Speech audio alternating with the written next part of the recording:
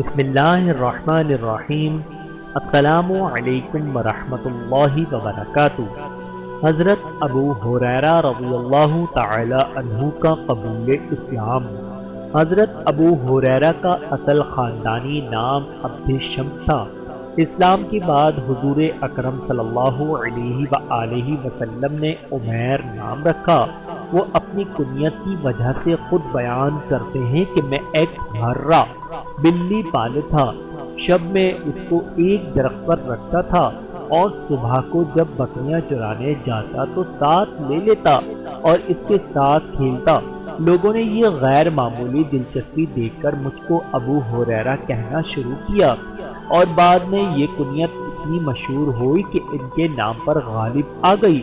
رسول اللہ صلی اللہ علیہ وآلہ وسلم بسا اوقات ان کو پیار سے ابو ہر کہہ کر بلاتے، اس لیے وہ خود بھی ابو ہر کو ابو ہریرہ پر ترجیح دیتے اور کہتے کہ میرے محبوب صلی اللہ علیہ وآلہ وسلم مجھے اسی نام سے پکارتے تھے۔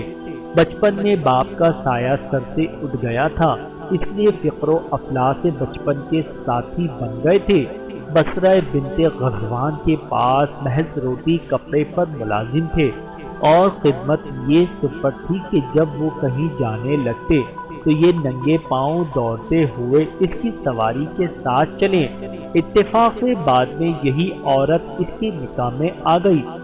ابو ہریرہ کے ایک ہم قبیلہ طفیل بن عمرو دوسی ہجرت عظمیٰ سے قبل ہی مکے میں قرآن کے معجزانہ سحر سے مسحور ہو چکے تھے اور قبول اسلام کے بعد اس کی تبلیغ کے لیے یمن لوٹ آئے۔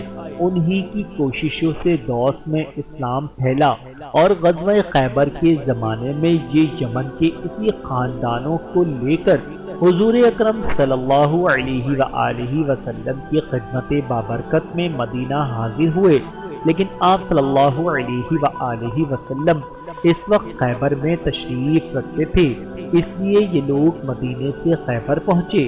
اسی قبیلے کے ساتھ ابو ہریرہ بھی تھے۔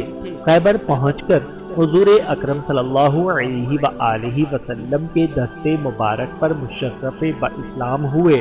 بیعت اسلام کے بعد امن نبوی سے ایسے وابستہ ہوئے کہ مرتے دم تک ساتھ نہ چھوڑا۔ حضرت ابو ہریرہ رضی اللہ تعالی عنہ پر اللہ رب العزت کی کروڑوں رحمتیں نازل ہوں، آمین ثم آمین۔